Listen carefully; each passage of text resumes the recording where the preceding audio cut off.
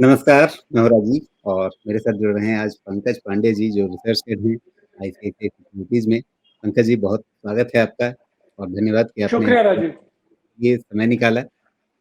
बाज़ार में इस समय अगर हम देखें पिछली दिवाली से इस दिवाली तक तो बहुत ज़्यादा कुछ आपको एक चाल नहीं दिख रही है। आप यहाँ इस चार्ट में भी देख रहे हैं कि कैसे उतार-चढ़ाव रहा अच्छा खासा लेकिन अंत में नफ़ा-नुकसान ले दे कर के वहीं पर हैं हम लोग।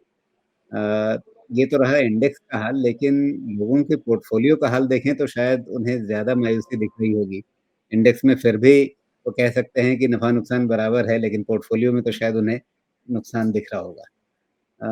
क्या लग रहा है, जैसा इस दिवाली से पिछली दिवाली का हाल रहा, क्या आगे कुछ स्थितियाँ बेहतर होती हुई दिख रही हैं? क्या आपको कुछ ऐसे संकेत मिल रहे हैं कि यहाँ से अगली दिवाली कहीं ज़्यादा बेहतर होने वाली है हमारे लिए? राजीव जी, आपने सही कहा। अगर आप देखें तो पिछले 1 साल में निफ्टी ये 25,000 के साइकोलॉजिकल लेवल के पास में ही है। काफ़ी सारे फैक्टर्स हैं जो मार्केट को इम्पैक्ट कर रहे हैं। पिछले 6-8 महीने से देखें तो टैरिफ रिलेटेड एक कंसर्न्स है, प्लस ट्रेड वॉर आपको बड़ी इकोनॉमीज़ में दिख रहा है, लीडरशिप चेंजेस दिख रहे हैं। हालाँकि डोमेस्टिकली चीज़ें बेहतर हुई हैं, बट ओवरऑल सेंस ये है कि आपके जो एफपीआई आउटफ्लोज़ हैं, वो अभी भी मार्केट को इम्पैक्ट कर रहे हैं या की सेक्टर्स को इम्पैक्ट कर रहे हैं। जैसा मुझे लगता है कि अगले 1 साल में चीज़ें थोड़ी डेफ़िनेटली बदलेंगी। पहली चीज़ तो ये कि ये जो आप टैरिफ रिलेटेड कंसर्न्स देख रहे हैं, इसका हम पीक पे हैं। तो अगले 1 साल में काफ़ी चांसेस हैं कि आपके जो टैरिफ रिलेटेड कंसर्न्स हैं या जो एग्रीमेंट्स हैं, वो शायद होंगे, एंड उसके जो plus and minus market already discover कर चुका होगा। हालाँकि इंडिया उतना ज़्यादा ग्लोबलाइज़्ड इकोनॉमी नहीं है compared to others, but sentimentally impact करता है, and which is why I have seen कि एफपीआई के फ्लोस आउटफ्लोज ज्यादा रहे हैं। लास्ट ईयर ज्यादा थे, इस साल भी हैं और कम है, बट अभी भी हैं। एंड हालांकि डोमेस्टिक फ्लोस काफी बेहतर है, तो चीजें फ्लोस की तरफ मेरे हिसाब से रिलेटिवली बेटर है, बिकॉज लास्ट ईयर काफी आउटफ्लो थे, इस बार थोड़े फ्लोस आउटफ्लोस कम है। डोमेस्टिकली सरकार ने दो तीन चीजें की हैं। एक तो आपने फिजिकल पॉलिसी के मेजर्स लिए हैं, प्लस मॉनेटरी पॉलिसी के मेजर्स लिए हैं। हमने 100 बिप्स का रेट कट देखा हुआ है। फिजिकल पॉलिसी में अगेन सरकार ने जीएसटी रेट कट किया है, प्लस टैक्स के बेनिफिट दिए हैं लोगों को। तो मुझे लगता है कि अगले 12 महीने में आपको सिचुएशन यहाँ से बेहतर मिलने वाली है। पहली चीज ये कि जो एक मार्केट में कंसर्न था कि वैल्यूएशन हाई है, तो वो कहीं ना कहीं थोड़ा उस कंसर्न को एड्रेस किया जाएगा, बिकॉज जो फर्स्ट क्वार्टर में हमने अर्निंग ग्रोथ देखा था करीब 7 या 8% देखा था। मेरे हिसाब से आपको पूरे साल में जो अर्निंग ग्रोथ है 7 या 8% के आसपास में रहने की उम्मीद है। FY27 में अगले साल जैसे हम जाएंगे, तो मेरे हिसाब से आपकी जो अर्निंग्स है वो नॉर्मलाइज हो जाएंगी 13-14% की। तो मार्केट क्योंकि 1 साल से चला नहीं है, प्लस आपकी अर्निंग ग्रोथ आ रही है, एंड तो कहीं ना कहीं आपको वैल्यूएशन भी उस हिसाब से एक करेक्ट होता हुआ मिलेगा। दूसरी चीज ये कि जो मैक्रोज हैं वो इंडिया के सबसे one of the best macros हैं, मैं बोलूंगा पिछले 10-15 सालों में हमने देखा है। पहला चीज तो मैक्रो में जो सबसे इंपॉर्टेंट है वो क्रूड ऑयल है। क्रूड ऑयल एक्सपेक्टेशन है कि आपके क्रूड सरप्लस में रहने वाला है, इनफैक्ट गैस भी सरप्लस में होने वाला है अगले 2-3 सालों में। तो क्रूड ऑयल पे जो अपना जो इंडिया का फॉरेक्स आउटफ्लो होता है, प्लस उसके जो इम्प्लीकेशंस होते हैं करेंसी में, इंटरेस्ट रेट में, तो कहीं ना कहीं कम होने वाले हैं। दूसरी चीज ये है कि जो इन्फ्लेशन है इंडिया में वो ऑलरेडी काफी लोअर लेवल पे है। हालांकि इन्फ्लेशन इस लोअर लेवल से अगले साल ज्यादा आएगा, बट मेरे हिसाब से कहीं ना कहीं ओवरऑल इन्फ्लेशन आपका 4% के नीचे रहेगा, तो आपको एक राउंड ऑफ रेट कट और मिल सकता है। सो डोमेस्टिक मैक्रोज मेरे हिसाब से काफी अच्छे हैं, फॉरेक्स रिजर्व काफी अच्छे हैं। तो जो डोमेस्टिक फैक्टर्स हैं वो कहीं ना कहीं आगे जाके factors as a factor play out करना चालू करेंगे, जिसका हमने ऑलरेडी थोड़ा देखा है कि अब तक मार्केट में एक ही थीम चलती थी, जो कि capital expenditure as a theme चलती थी, जहां पे हम 3% ऑफ जीडीपी स्पेंड कर रहे हैं। But I think GST cut और इनकम टैक्स के बेनिफिट के बाद में कंजम्पशन थीम या कुछ कंजम्पशन कैटेगरीज हैं वो काफी बॉइंट हो गई हैं। तो सिनेरियो डेफिनेटली चेंज होने वाला है मेरे हिसाब से 1 साल में। एंड मैं ऐसा उम्मीद करना चाहूंगा कि मार्केट क्योंकि चला नहीं है, तो रिस्क रिवॉर्ड काफी अट्रैक्टिव है, चाहे वो लमसम इन्वेस्टमेंट के लिए या फिर जैसे मैंने बात किया कि अर्निंग ग्रोथ के हिसाब से। लिक्विडिटी एस्पेक्ट साइड चीजें बेटर हो रही हैं एफपीआई आउटफ्लोज के हिसाब से, क्योंकि बड़े सेक्टर जैसे बैंकिंग है वहां पे आउटफ्लो उतने सिग्निफिकेंट नहीं है। एंड डोमेस्टिक फ्लो, मतलब एक सबसे बड़ा फियर था कि मार्केट में अगर 12 महीने 15 महीने कोई रिटर्न नहीं बनेगा, तो इन्फ्लोज़ नहीं आएँगे। आई थिंक पिछले अगर आप 12-15 महीने के इन्फ्लोज़ देखें डोमेस्टिक के तो काफ़ी स्टेडी है। तो मेरे हिसाब से ये सब का कॉम्बिनेशन से मैं एक कॉन्फिडेंस डिराइव करना चाहूँगा कि अगले 12 से 15 महीने या अगले दिवाली तक आपको यहाँ से बेहतर लेवल दिखने चाहिए। जी। तो अगली दिवाली बेहतर होगी ये उम्मीद नज़र आ रही है और कोई एक अगर हमें थोड़ी फ्यूचर गेजिंग करनी हो, अक्सर थोड़ा इसमें हिचक होती है कि अच्छा क्या नंबर दें, लेकिन आपका काम तो फ़ोरकास्ट करना है और आप अपनी रिपोर्ट्स में भी फ़ोरकास्ट करते हैं। तो साल भर के लिए टारगेट निफ्टी का क्या लेकर चल रहे हैं अभी?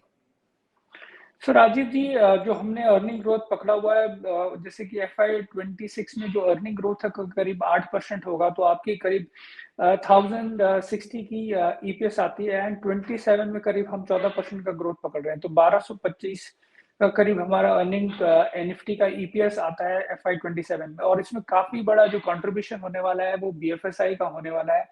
आई थिंक जो बैंक क्षेत्र में आपको मार्जिन प्रेशर दिख रहा है मेरे हिसाब से वो टेक्निकल फैक्टर है क्योंकि जैसे आपके ब्याज दर कम होते हैं तो आपका जो लेंडिंग रेट से कम हो जाता है जो डिपॉजिट रेट्स हैं वो तो 3 से 6 महीने के लैग से होते हैं तो जो बैंक में आपको मार्जिन प्रेशर दिख रहा है जिसकी वजह से आपकी अर्निंग ग्रोथ कम है आई थिंक वो नॉर्मलाइज हो जाएगी बिकॉज आप निफ्टी में अगर आप देखेंगे तो करीब जो ओवरऑल अर्निंग होती है वो करीब 43 और 44%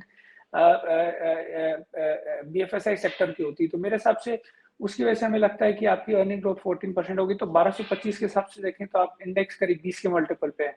हमें लगता है कि ओवरऑल मार्केट करीब 27,000 का हमारा टारगेट है 1 साल का एंड वैल्यूएशन साइड में हालांकि एक कंप्लेन रहती है कि इंडिया के मार्केट वैल्यूएशन रिच है पर मेरे हिसाब से देखने वाली चीज ये भी है कि अगर आप पिछले जो इंडेक्स में इंक्लूशन और एक्सक्लूशन देखेंगे तो जो कंपनियां आई हैं इंडेक्स में वो दुगुना महंगी है compare to incoming outgoing companies तो वैल्यूएशन जो आप हिस्टोरिकल से कंपेयर करते हैं मेरे सबसे कहीं ना कहीं सही नहीं है हमें लगता है कि वैल्यूएशन इंडिया का रिच ही रहेगा because of this factor and हमें लगता है कि निफ्टी का जो 1 साल का टारगेट है 27,000 होना चाहिए। जी। तो 27,000 पर निफ्टी पहुँचना चाहिए, ये उम्मीद लेकर के आप चल रहे हैं। तो इसमें सबसे बेहतर कंट्रीब्यूशन किसका रहेगा? जैसे आपने बीएफएसआई के लिए ज़िक्र किया कि वो एक प्रमुख क्षेत्र रह सकता है। इसके अलावा मेजर कंट्रीब्यूटर कौन से रहेंगे जो यहाँ से 2000 अंक निफ्टी को जोड़ने वाले हैं? सो देखिए राजीव जी एक जो सेक्टर जहां पे आउटलुक बहुत कॉन्फिडेंटली बोला नहीं जा सकता है जिसका अर्निंग का वेटेज या निफ्टी में जो वेटेज है करीब 10% है वो है आईटी। ना आईटी में क्योंकि आपको यूएस मार्केट या यूएस इकोनॉमी कैसे करेगा वो उधर पे डिस्क्रिशनरी स्पेंडिंग बढ़ेगी नहीं बढ़ेगी इस पे कॉल लेना काफी मुश्किल है प्लस ये भी अभी मालूम नहीं है कि जो इन्होंने टैरिफ बढ़ाया है उसका आफ्टर इफेक्ट उनकी इकोनॉमी में कैसे देखा जाएगा। तो आईटी सेक्टर हालांकि 4 ईयर लोअर वैल्यूएशन पे है बट वहां पे कॉन्फिडेंस नहीं होगा तो 10% आई थिंक वहां पे कोई कॉन्फिडेंस नहीं है। BFSI definitely better earning growth या नॉर्मलाइज होना चाहिए तो वहां से एक हमें कॉन्फिडेंस आता है। दूसरा मुझे लगता है कि ऑयल एंड गैस सेक्टर है जिसका 10% वेटेज है तो वो भी कहीं ना कहीं आगे रखे कंट्रीब्यूट करना चाहिए बिकॉज उसमें अगेन जो अपस्ट्रीम कंपनीज हैं उनसे आप ज्यादा उम्मीद नहीं कर सकते जो ओएनजीसी ऑयल इंडिया है बट जो डाउनस्ट्रीम कंपनीज है बिकॉज जो भी अगर क्रूड ऑयल प्राइसेस नीचे होते हैं तो उसके 2-3 आउटकम निकल के आ सकते हैं एक तो या तो रिटेल प्राइसेस भी कम होंगे जिसके चांसेस कम लगते हैं एंड क्योंकि इन्फ्लेशन आपका ऑलरेडी काफी कंट्रोल में है तो एक चांसेस है कि जो आपकी डाउनस्ट्रीम कंपनीज हैं उनके प्रॉफिट बेटर हो सकते हैं क्योंकि क्रूड ऑयल प्राइसेस का एक्सपेक्टेशन मेरे हिसाब से मैं थोड़ा बेयरिश हूं तो मैं उम्मीद करूंगा कि जैसे क्रूड ऑयल सरप्लस में है और सिनेरियो चेंज हो रहा है तो शायद वो 60 या 60 के नीचे डॉलर बना रहे तो कहीं ना कहीं क्रूड ऑयल दूसरा जो है फैक्टर। तीसरा है जो आपका जो टेलीकॉम है मेरे हिसाब से मुझे लगता है कि आपको अगले साल कहीं ना कहीं क्योंकि जियो का आईपीओ आने वाला है तो आपको एक राउंड ऑफ टैरिफ हाइक या सेलेक्टिव टैरिफ हाइक का मिलेगा तो वो टेलीकॉम है वहां से एक आपको ग्रोथ निकल के आ सकती है। फार्मा हालांकि एक एक्सपोर्टिंग सेक्टर है 4% वेटेज है बट मेरे हिसाब से जो एक क्लैरिफिकेशन आया कि जेनरिक्स पे नहीं लगेगा तो वहां से आपकी ग्रोथ जो है वो थोड़ी बेटर हो सकती है। एंड ऑटो अगेन 8% है तो कहीं ना कहीं ऑटो में जो हमारा ओवरऑल पहले एक्सपेक्टेशन था मिड सिंगल डिजिट का मुझे लगता है कि वहां पे ग्रोथ इंप्रूवमेंट के चांसेस है करीब 7-8% इफ नॉट मोर। वो आपको trend I think towards year and clearer समझ में आ जाएगा, क्योंकि अभी तो आपका पेंट अप डिमांड की वजह से सेल्स ज़्यादा दिख रहा है। तो आई थिंक मेरे हिसाब से ये सारे सेक्टर्स हैं जो बेटर कर सकते हैं। अगर इसमें मैं एक आध ऐड करूँ तो स्टील, क्योंकि स्टील में सेकंड हाफ में प्राइसेस अगेन एक्सपेक्टेड है कि स्लाइटली बेटर होंगे बिकॉज़ एंटी डंपिंग ड्यूटी लगी हुई है। वो शायद परमानेंट हो जाए, प्लस आपका जो वॉल्यूम ग्रोथ है वो सेक्टर का बेटर हो सकता है। वो भी करीब मेरे हिसाब से 4 या 5% इंडेक्स में कंट्रीब्यूट करता है। तो अगर मैं इन सम टोटल का देखूँ तो एक आईटी क्षेत्र है जहाँ पे कॉन्फिडेंस लाना मुश्किल है। बाकी मेरे हिसाब से यहाँ से सिनेरियो इन सेक्टर्स का बेटर होना चाहिए। जी। तो ये तो 1 साल की बात रही, लेकिन निवेश हमेशा लंबे समय को ध्यान में रख कर के किया जाता है, पोर्टफ़ोलियो में अगर कुछ जोड़ना है। तो अगर मैं यहाँ से 3 साल, 4 साल जैसे टाइम होराइज़न को लेकर के बात करूँ, या अगर निफ्टी का एक बॉलपार्क फिगर जो साइकोलॉजिकल नंबर भी होगा 30,000 की बात करूँ, वो आपको कब तक आता हुआ लगता है, निफ्टी 30,000 कब तक, और वहाँ तक ले जाने वाले ग्रोथ ड्राइवर्स कौन से हो सकते हैं? क्योंकि 1 साल जैसा पिछला गया है, उसमें बहुत सारे सेक्टर्स तो सिर्फ़ इसलिए चल जाएँगे अगले 1 साल में कि पिछले साल भर में ठंडे रहे। लेकिन अगर एक लंबा टाइम फ्रेम लें, निफ्टी का एक बड़ा टारगेट लें, तो कौन से सेक्टर आपको अगले कुछ सालों तक अच्छा मोमेंटम दे सकते हैं? सो राजीव जी, देखिए मार्केट में 2 ब्रॉडर थीम्स चलती है। एक है आपकी capital expenditure as a theme, दूसरी है कंजम्पशन एज़ अ थीम। ये साल सरकार ने क्योंकि जीएसटी कट किया था प्लस इनकम टैक्स कट किया था, तो कुछ-कुछ जो आपकी कंजम्पशन कैटेगरीज़ है वो बेहतर हुई हैं और वहाँ पे आउटपुट बेहतर हुआ है। एंड वो कहीं न कहीं वो अगले 1-2 साल आपको पैन आउट होगी। बट जो अगर आप 5 से 7 साल की बात करें तो मेरे हिसाब से जो कैपिटल एक्सपेंडिचर वाली थीम है वो सस्टेन करेगी, बिकॉज़ पहला चीज़ तो ये है कि ओवरऑल हमारे पास में फिस्कल स्पेस है to spend 3% of our GDP in terms of capital expenditure. दूसरा है कि इंडिया काफ़ी यंग पॉपुलेशन कैरी करता है। कहीं न कहीं इस पॉपुलेशन को आपको एम्प्लॉयमेंट प्रोवाइड करना है। उसके लिए आपके कोर सेक्टर या कैपिटल एक्सपेंडिचर होना बहुत ज़रूरी है। एंड ओवरऑल कैपिटल एक्सपेंडिचर इस करंट सरकार का एक स्टैंडर्ड टेम्पलेट रहा है या स्टैंडर्ड ऑपरेटिंग प्रोसीजर रहा है। तो मेरे हिसाब से वो आगे जाके ये एक थीम है जो कि रिलेटिवली अपर हैंड रहेगी। तो उसमें अगर आप देखें कैपिटल एक्सपेंडिचर में, तो सबसे बड़ा जो सेक्टर आता है वो पावर आता है। पावर में देखिए जनरेशन साइड में ऑलरेडी चेंजेस हो रहे हैं। डिस्ट्रीब्यूशन साइड थोड़ा इश्यूज हैं बिकॉज़ ये कॉन्करेंट सब्जेक्ट है जहाँ पे स्टेट और सेंटर दोनों मिलके ही डिसीजन ले पाते हैं। बट मैं उम्मीद कर रहा हूँ कि वहाँ पे चीज़ें बेटर होंगी। तो पावर जो एक सेक्टर है, सबसे बड़ा कैपेक्स या कैपिटल एक्सपेंडिचर इसमें आता है। देन आई थिंक ओवरऑल आपका सीमेंट और स्टील भी आ जाता है, बिकॉज़ आपके क्योंकि रियल एस्टेट अच्छा कर रहा है और मैं उम्मीद करूँगा कि रियल एस्टेट में आपको विथ लोअर इंटरेस्ट रेट जो ग्रोथ है वो थोड़ी ब्रॉड बेस्ड आएगी। तो अगेन जो रियल एस्टेट का जो बेनिफिशियरी है वो सीमेंट एंड स्टील, मेरे हिसाब से वो एक एसोसिएटेड सेक्टर बेनिफिट निकल गया है। तो मेरे हिसाब से ये जो सेक्टर है वो डेफिनेटली बेटर करेंगे। एक इसमें मैं ऐड करना चाहूँगा डिफेंस, बिकॉज़ डिफेंस स्ट्रक्चरली क्योंकि जिस तरीके से हम ओवरऑल ऑडिटिंग टेंडरिंग करते थे वो पूरे प्रोसीजर्स चेंज हो रहे हैं। तो मैं उम्मीद करना चाहूँगा कि एक सेक्टर है जो कि 15-20% ग्रोथ दे सकता है। तो जब भी आपके स्टॉक्स में ज़्यादा करेक्शन आएगा तो मेरे हिसाब से ये बेटर सेक्टर है टू लुक एट। तो ये आपके कैपिटल एक्सपेंडिचर बेनिफिशियरी हो गए।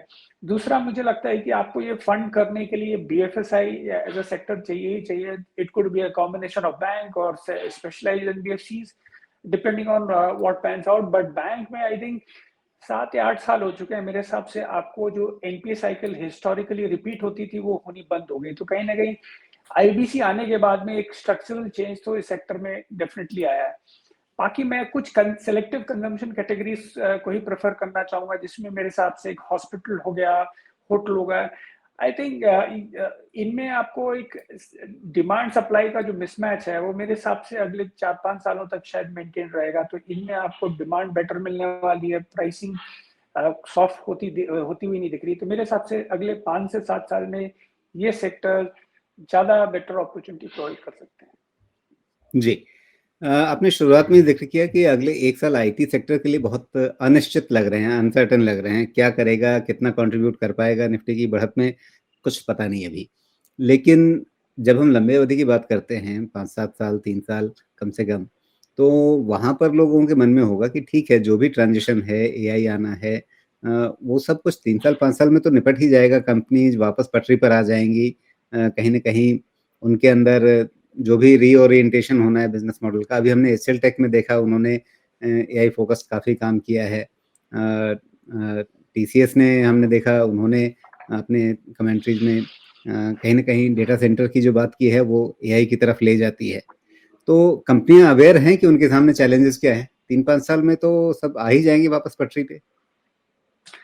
जी, बिल्कुल राजीव जी। आई थिंक आप जो कह रहे हैं बिल्कुल पते की बात है। देखिए आईटी सेक्टर में जो अभी चल रहा है ग्लोबली वो एआई रिलेटेड स्टॉक चल रहा है और ये जिस हिसाब से रैली चल रहा है मैं उसको एक फ्रेंजी बोलूँगा।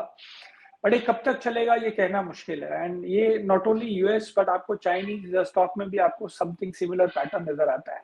अभी इंडियन आईटी कंपनीज की बात करें तो इंडियन आईटी कंपनीज का जो लिनियरिटी है टुवर्ड्स मैन पावर वो ज्यादा है, तो आप जितना मैन पावर ऐड करते हैं आपको उस हिसाब से ग्रोथ मिले, तो वो एक हिस्टोरिकल टेम्पलेट थी। एआई लेड मॉडल में जनरली आपको मैन पावर की उस हिसाब से जरूरत नहीं पड़ती है, तो दोनों चीजें साथ में नहीं चलेगी। मुझे लगता है कि कहीं ना कहीं एआई लेड जो फ्रेंजी है वो सेटल डाउन होगी या फिर करेक्ट होगी, उससे जो प्रोस्पेक्ट्स हैं वो बेटर होंगे डोमेस्टिक आईटी कंपनीज के। और डोमेस्टिक आईटी कंपनीज में अगेन जैसे मैंने बताया कि वैल्यूएशन आपके हिस्टोरिकल 4 ईयर लो पे है, प्लस हालांकि ग्रोथ इनकी करीब $7-8 रहती थी, अभी $3-4 हो गई, बेटर है। बट जैसे आपने हाईलाइट किया कि कंपनीज थोड़े मेजर्स ले रहे हैं, जैसे कि टीसीएस करीब 1 गीगावाट का आपका डेटा सेंटर कैपेसिटी डालने वाला है, या फिर एचसीएल टेक ने एआई का मोनेटाइजेशन चालू किया है। बट मेरे हिसाब से ये सब राजीव जी बहुत छोटे हैं। अभी जैसे एचसीएल टेक में जो आपका एआई रिलेटेड रेवेन्यू है वो 3% है। तो ये ट्रेंड अभी कंफर्म होने के लिए या थोड़ा होने के लिए मेरे हिसाब से और टाइम चाहिए। तो आज की तारीख में अगर आप मुझसे पूछेंगे तो मेरे पास में कॉन्फिडेंस नहीं है टू से दैट कि नहीं आपके सारे एआई रिलेटेड मोनेटाइजेशन हो जाएंगे, या फिर जो ग्लोबली एआई लेड रैली चल रहा है वो चलता रहेगा। तो काफी सारी चीजों के आंसर्स नहीं है, इसीलिए कॉन्फिडेंस से बोलना मुश्किल है। बट कहीं ना कहीं मैं जी। मानना चाहूंगा कि ये एआई रिलेटेड जो फ्रेंजी है वो सेटल डाउन होगी और आईटी कंपनीज में एक आपको कॉन्ट्रेरियन बाय मिलना चाहिए। टाइम इसका मुझे पता नहीं है, ये आई थिंक ये जी, किसी का भी गेस हो सकता शायद अगली दिवाली तक हम इस पर बेहतर निश्चितता के साथ, बेहतर सर्टेनिटी के साथ कुछ बात कर पाएंगे। है। I am keeping my fingers crossed. जी। अब आते हैं आपके मुहूर्त चयन पे। दीपावली के लिए खास तौर पे आपने क्या चुना है अपने निवेशकों के लिए, हमारे दर्शकों के लिए, हमारे पाठकों के लिए, तो उस पर आते हैं। और ज़ाहिर है आपने अपनी मुहूर्त पे एक रिपोर्ट निकाली है, उसमें कई सारे नाम हैं, लेकिन मैं आपसे अनुरोध करूंगा कि 2 खास नाम आप चुन करके हमारे दर्शकों के लिए बताइए जिन पर आपका अपना कन्विक्शन दूसरों से कहीं ज़्यादा है। सो राजीव जी हमने जो मिक्स दिया है करीब 8 स्टॉक दिया है, कंजम्पशन और केपेक्स थीम को मिला के दिया हुआ है। आई थिंक कंजम्पशन थीम में एक बीएफएसआई काफी प्रॉक्सी हो जाता है फॉर कंजम्पशन, एंड यहाँ पे क्रेडिट एक्सिस ग्रामीण में हमने रेकमेंड किया है विद टारगेट प्राइस ऑफ 1600। अब देखिए micro finance as a space काफी स्ट्रेस में था। सी 24 तक अगर आप इस कंपनी का क्रेडिट एक्सिस ग्रामीण का ग्रोथ देखेंगे तो करीब 30-32% का एयूएम ग्रोथ था। ये कंपनी करीब 3 डेकेड से है, एंड बट उसके बाद में 25 थोड़ा चैलेंजिंग था इनकी। इनफैक्ट जो बुक थी एयूएम था वो कॉन्ट्रैक्ट हो गया था 2.5% से, जो इनके एनपीएस थे वो बढ़ के करीब 5% हो गए थे, जो क्रेडिट कॉस्ट थी वो करीब 7-7.5% हो गई। बट आगे जाके मैं उम्मीद करूंगा कि सेकेंड हाफ से आपको ग्रोथ थोड़ा रिवाइवल मिलने वाला है हाई सिंगल डिजिट में, बाद में वो डबल डिजिट में कन्वर्ट होगा। एंड जो आपका जो क्रेडिट कॉस्ट है 7 पॉइंट या 7.5%, वो कम होकर करीब 5.5% के आसपास पड़ेगी। इनफैक्ट मैंने कभी कमेंट्री वैसा ही है। तो उम्मीद करना चाहूंगा मैं कि सिनेरियो जो इनका था वो अब यहाँ से इंक्रीमेंटली बेटर होगा, इसीलिए मैं इसको रेकमेंड करना चाहूंगा विद टारगेट प्राइस ऑफ 1600। जी, दूसरा स्टॉक जो ₹1600। हाँ, आप कह रहे हैं कि ₹1600 का इसमें लक्ष्य होगा, जो आपने अपनी रिपोर्ट निकाली है उसमें लगभग 15% की अपसाइड आप दिखा रहे हैं। हाँ जी। जी, ओके। लेकिन जिस तरह से हम इसको देख रहे हैं कि 2024 में इसने काफ़ी उठापटक देखी थी। क्या अब उस फेज से बाहर निकल गया है? सो देखिए राजीव जी, अगर आप FY24 में देखें जब इनका नॉर्मल ईयर था तो कंपनी का जो प्रॉफिट था करीब 1450 के आसपास में था। जो कि एक तिहाई हो गया था FY 25 में करीब 530 के आसपास में। जो ये साल हम एक्सपेक्ट कर रहे हैं कि FY 26 में वो थोड़ा नॉर्मलाइज होके करीब 920-930 होना चाहिए, एंड FY 27 में आपका 14.5 से प्रॉफिट ज्यादा होना चाहिए। तो कहीं ना कहीं जो इसके पुराने भाव है वहां पे ये स्टॉक आना चाहिए, बिकॉज अगर जैसे कि ये काफी लीडर है माइक्रो फाइनेंस स्पेस में, 3 डेकेड का एक्सपीरियंस है, काफी बेटर प्रैक्टिसेस है कंपनी की इसकी। इनफैक्ट जो कलेक्शन एफिशिएंसी है वो भी इम्प्रूव हो गई, 92% Q4 में थी जो अभी 93% हो गई। तो मेरे हिसाब से यहाँ से आपके नंबर थोड़े बेहतर होंगे, अपसाइड और भी हो सकती है, बट डिपेंडिंग ऑन, अभी तो हमने ग्रोथ इसको हाई सिंगल डिजिट में इस साल रखा है और लो डबल डिजिट में अगले साल रखा है।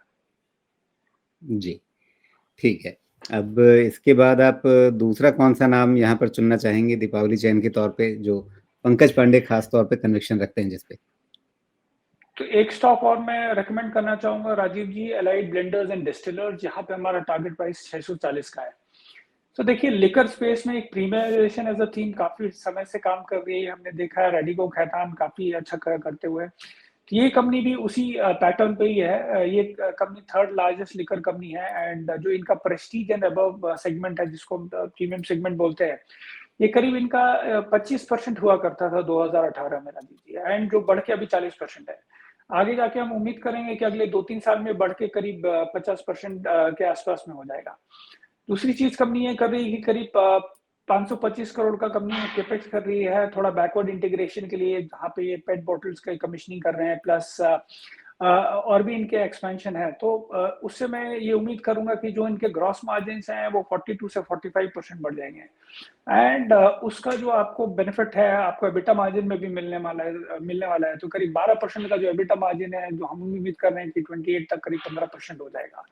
तो आपके जो इसका टॉप लाइन ग्रोथ होगा करीब 20-22% के आसपास में रहने वाला, बॉटम लाइन ग्रोथ करीब 36 के आसपास में रहने वाला है।